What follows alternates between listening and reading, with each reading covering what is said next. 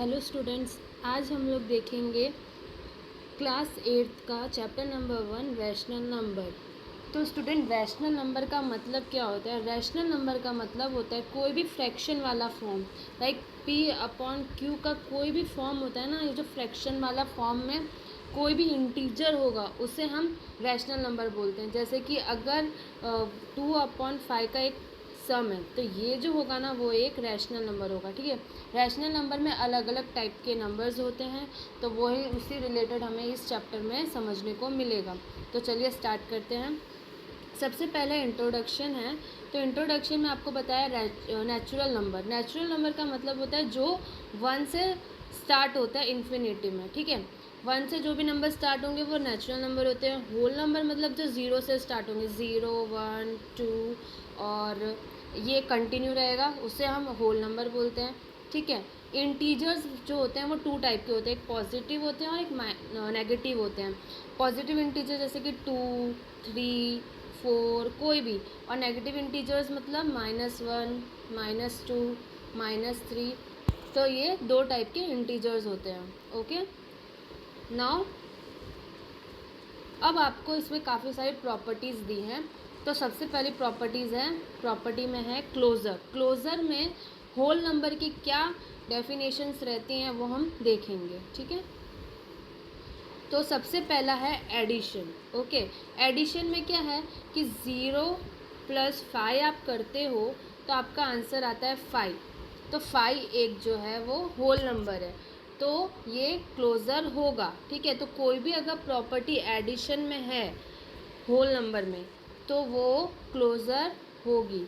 तो तो whole number are closed under addition. ठीक है, होल नंबर जो होते हैं वो क्लोज्ड होते हैं एडिशन में। नेक्स्ट है सब्ट्रैक्शन। सब्ट्रैक्शन मतलब 5 - 7 है तो उसका आंसर आएगा -2। तो -2 है ना, होल नंबर होता ही है, लेकिन -2 होल नंबर नहीं होता। ठीक है, -2 नहीं होता क्योंकि माइनस है। मैंने आपको बताया था पॉजिटिव इंटीजर्स ही होल नंबर होते हैं, तो -2 नहीं होगा होल नंबर। ठीक है, तो ये क्या होगा, क्लोज़र नहीं होगा। अगर सब्ट्रैक्शन में कोई भी सम है होल नंबर नहीं है, इसी वजह से वो क्लोज़र नहीं होगा। ठीक है, अब मल्टीप्लिकेशन देखते हैं हम लोग। 0 × 3 तो आंसर आएगा 0। तो 0 एक होल नंबर है। ठीक है ना, मैंने आपको बताया था 0, 1, 2 ये सब होल नंबर होते हैं। तो ये मल्टीप्लिकेशन का अगर सम होगा तो वो क्लोज़र होगा। डिवीज़न में बता रहे हैं यहाँ पे 5 डिवाइड बाय 8। ओके, तो ये होल नंबर नहीं है, तो ये क्लोज़र भी नहीं होगा। ओके, आई होप आपको इसे समझ आ गया हो। बहुत इजी सा ही, अगर एडिशन में होल नंबर आपका आंसर आ रहा है तो वो क्लोज़र है, नहीं आ रहा तो फिर नहीं है। नेक्स्ट है इंटीजर। इंटीजर में एडिशन में हम देखते हैं सबसे पहले। तो -6 + 5 है, तो इसका आंसर आएगा, देखो माइनस प्लस क्या होता है, माइनस होता है। तो 6 में से -5 करेंगे तो क्या होगा, 1। तो -1 आपका आंसर है। माइनस इसलिए रखा क्योंकि बड़े के आगे माइनस का साइन था। तो -1 है हमारा इंटीजर, तो इसीलिए ये क्लोज़र होगा। ठीक है, सब्ट्रैक्शन में क्या होगा, जैसे कि 7 - 5 है तो इसका आंसर आया 2। तो 2 भी एक इंटीजर है, पॉजिटिव इंटीजर, तो ये भी क्लोज़र होगा। नेक्स्ट है मल्टीप्लिकेशन। मल्टीप्लिकेशन में लोग बता रहे हैं 5 × 8 = 40। 40 भी एक इंटीजर है। ठीक है, पॉजिटिव इंटीजर, तो ये भी क्लोज़र होगा। देन 5 डिवाइड बाय 8, तो ये कोई भी टाइप का इंटीजर नहीं है, तो ये इंटीजर नहीं होगा, तो क्लोज़र भी नहीं होगा। ठीक है, तो integers are not closed under division. ना इसमें आपको रैशनल नंबर की डेफिनेशन बताइए, इसको अच्छे से नोट डाउन कर लो। A number which can be written in the form of PQ where P and Q are integer and Q is not equal to 0 is called rational number. वही मैंने आपको बताया था ना, P/Q के फॉर्म में कोई भी इंटीजर है तो वो रैशनल नंबर होता है।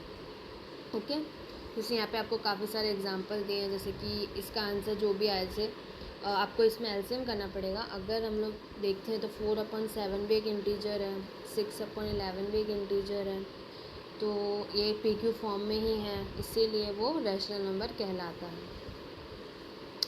यही सब आपको इसमें बताया रैशनल नंबर कैसे है कैसे नहीं है। सिर्फ डिवाइड में ये चीज़ पॉसिबल नहीं है, बाकी सब चीज़ों में रैशनल नंबर हो जाता है।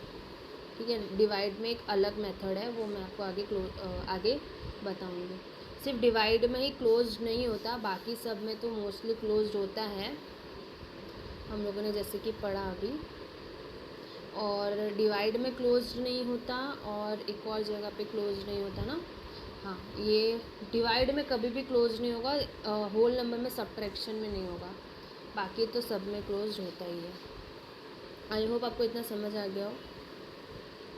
नाउ नेक्स्ट हम देखते हैं कॉम्यूटेटिव प्रॉपर्टी। कॉम्यूटेटिव प्रॉपर्टी में हम होल नंबर देखते हैं। ठीक है, कॉम्यूटेटिव प्रॉपर्टी में एडिशन में क्या होता है, जैसे कि 0+7 करो या 7+0 करो, आंसर क्या आएगा, दोनों का 0 ही आएगा, वो एक होल नंबर भी होता है, इसलिए एडिशन जो होता है वो कॉम्यूटेटिव होता है। ठीक है, नेक्स्ट सब्ट्रैक्शन में अगर हम देखते हैं तो अगर हम 0-7 करते हैं तो हमारा आंसर आता है -7, है ना, और 7-0 करते हैं तो हमारा आंसर आता है 7।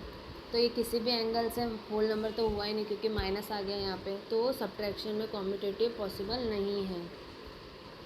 मल्टीप्लिकेशन में हम कर सकते हैं, अगर हम 0 × 7 करेंगे तो भी 0 आएगा, 7 × 0 करेंगे तो भी 0 आएगा, तो मल्टीप्लिकेशन कॉम्यूटेटिव पॉसिबल है।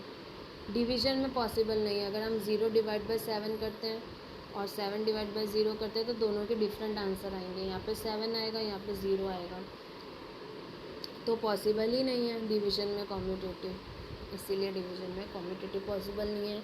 मल्टीप्लिकेशन में है, सब्ट्रैक्शन में नहीं है, एडिशन में पॉसिबल है होल नंबर में। ओके, नाउ इंटीजर्स में हम देखते हैं, इंटीजर में क्या बोल रहे हैं, जैसे कि आपके पास नंबर है 5+3 और 3+5, तो इसमें सेम चीज़ ही हो जाएगी ना, आपको एक के आंसर मिल जाएगा, तो एडिशन में कॉम्यूटेटिव पॉसिबल है।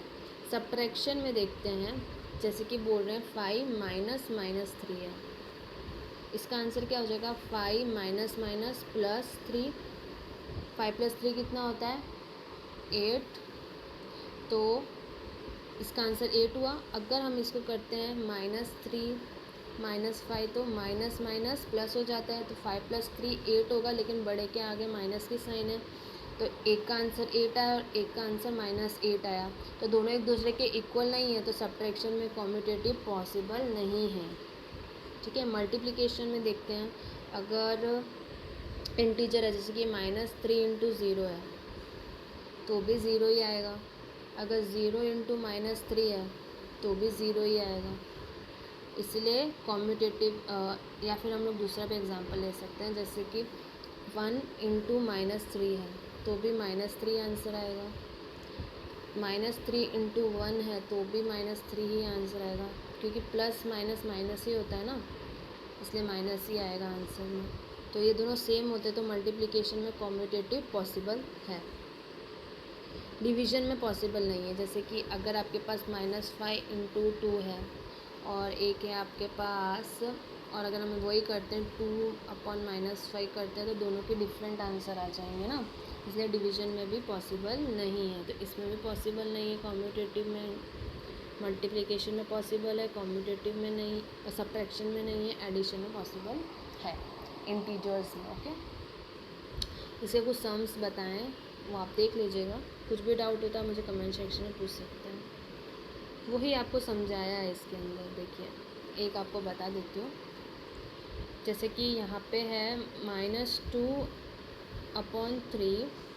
+ 5/7, तो उसका आंसर आ रहा है 1/21, और अगर हम उल्टा करते हैं 5/7 + -2/3, तो भी क्या आंसर आ रहा है 1/21, तो इसीलिए वो ये पूरा एक सॉल्यूशन है, तो वो मैं आपको एक्सरसाइज में और एग्जांपल में समझाऊंगी। पहले आप बस मेन इसमें समझ लीजिए कि एडिशन में अगर इंटीजर या फिर होल नंबर है तो वो पॉसिबल हो सकता है कॉम्यूटेटिव में। नाउ नेक्स्ट हम एसोसिएटिव देख लेते हैं एक बार। एसोसिएटिव में क्या, जैसे कि एसोसिएटिव भी बहुत इजी है। अगर एसोसिएटिव में होल नंबर है, ठीक है, तो वही चीज़ होल नंबर में एडिशन है, तो वही इसमें बोल रहे हैं। 3+5 करोगे तो भी सेम आंसर आएगा, 5+3 करोगे तो भी होल नंबर तो आएगा ही ना। तो एसोसिएटिव में एडिशन पॉसिबल है।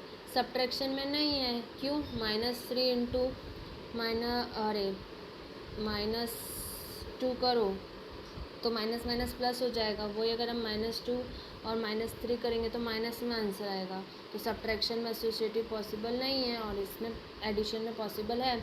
अगर हम 7 इंटू 5 करते हैं, 7 इंटू 2 इंटू 5 करते हैं तो देखो 5 2 ज़ा 10 हो जाएगा और 7 इंटू 10 70 हो जाएगा, तो पॉसिबल है।